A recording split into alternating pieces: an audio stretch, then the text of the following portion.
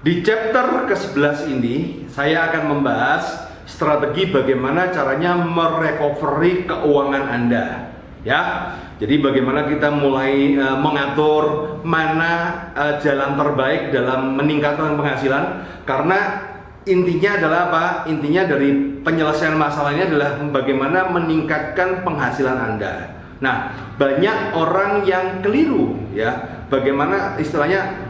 Kebanyakan dari mereka adalah ketika menyelesaikan masalah bukan fokus meningkatkan penghasilan, malah sibuk nambah utang lagi, gali lebih dalam lagi, tambah kacau. Ya, Anda sudah mempelajari sampai chapter 11 ini, semoga Anda tidak tersesat. Kembali lagi ke jalan itu, ya. Karena tujuan kita belajar di sini adalah kita akan kembali ke titik di mana utang Anda lunas semua, terselesaikan. Baru setelah itu terserah Anda.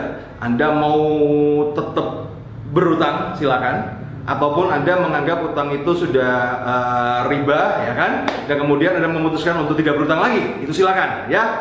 Nah, tapi di sini kita akan mulai mempelajari bagaimana memaksimalkan di dalam chapter ini. Kita akan belajar memaksimalkan potensi income Anda. Dan otomatis nggak ada ceritanya jalan pintas. Karena sekali lagi ya, hanya orang-orang susahlah yang paling nggak mau susah. Seperti apa? Kita saksikan chapter 11 ini.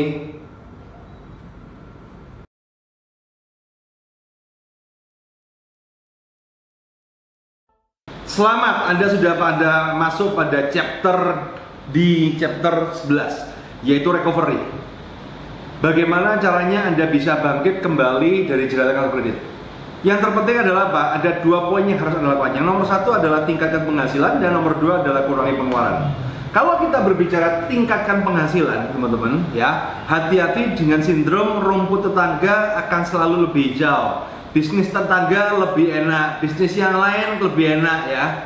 Banyak orang istilahnya apa, mempunyai sindrom begitu, akhirnya dia mengabaikan usahanya yang lama dan dia hanya apa ya, mencari chasing shiny object syndrome. Jadi mencari bahan-bahan berkilauan di luar sana. Misalnya, wah impor lagi enak ya, oh cari impor. Kemudian ini kok kelihatan enak ya, internet marketing ya. Anda mengejar peluang di luar sana, tapi Anda membuang peluang sendiri.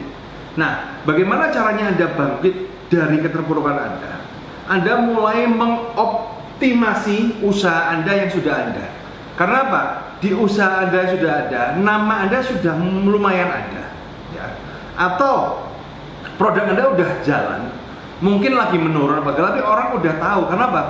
Di bagian yang paling susah dalam bisnis itu adalah mengenalkan produk Anda kepada orang yang tidak kenal. Itu yang paling susah. Tapi kalau orang yang sudah kenal, untuk return kembali itu jauh lebih mudah. Apalagi orang tersebut sudah puas dengan pelayanan Anda, ya.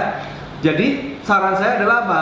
Mulailah Anda cek di bisnis Anda sekarang. Ingat ya, rumput tetangga lebih hijau karena dia fokus merawat rumputnya. Sedang Anda hanya fokus ngeliatin rumput tetangga aja, ya. Mulai Anda liatin rumput Anda sendiri, ya kan. Mulai Anda cek, mulai Anda data, teman-teman. Nomor 1, ya, Anda mulai cek telepon customer yang lama, customer yang pernah beli sama Anda tapi yang belum, udah nggak kembali lagi. Anda cek telepon aja, tawarin, ya. Ditolak nggak masalah, karena tujuan dari ini adalah untuk mengingatkan kembali bahwa Anda masih eksis di bisnis Anda. Kalau Anda penjual telur, berarti Anda masih mencanangkan kembali, ini loh, saya masih jualan telur, ya kan? Kalau Anda jual komputer, ini loh, saya masih ada, masih jualan komputer ini kan? Nah, ya, di antara 100 orang Anda hubungin, ya mungkin kita berbicara 5% aja lumayan, artinya ada peningkatan di situ, gitu. Dan kemudian berikutnya adalah mulai Anda cek barang yang tidak laku sama barang yang laku. Nah, saya mempelajari banyak sekali entrepreneur yang terjebak di sini.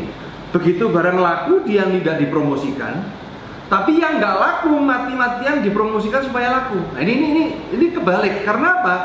Anda untuk mempromosikan barang yang tidak laku itu akan butuh effort, biaya yang lebih besar, tapi hasilnya kecil. Daripada Anda begini, lebih baik Anda barang yang lagi laku apa, itu yang Anda genjot mati-matian.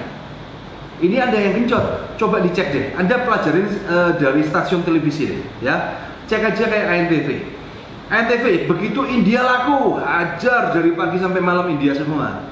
Begitu sinetron Turki laku, hajar Turki semua. Dangdut laku, hajar dangdut semua. Itu namanya scale up, teman-teman, ya. Jadi mulai dirubah di situ, mulai Anda bisa-bisakan. Dan mulai Anda menghindarin bisnis-bisnis yang ngutangin dalam jangka waktu panjang, ya. Anda lebih fokus pada bisnis-bisnis yang ngutanginnya, ya kalau ngutangin pun terpaksa harus ngutangin, ya maksimal 1 bulan atau 1 minggu, ya. Tapi kalau bisa cash. Oke. Nah, kalau kita berbicara bisnis nggak bakal cukup, ya. Itulah kenapa nanti saya mengundang Anda untuk join di kelas saya Business Mastery. Di Business Mastery itu kita akan mempelajari 3 hari memang full bagaimana caranya membuat produk Anda laku, ya. Tapi minimal untuk saran awal Anda bisa ngikutin saran saya ini karena it works, ya kan? It works, itu works, ya. Dan Anda ikutin promo, ya kan? Hajar, dan niscaya omset Anda akan meningkat.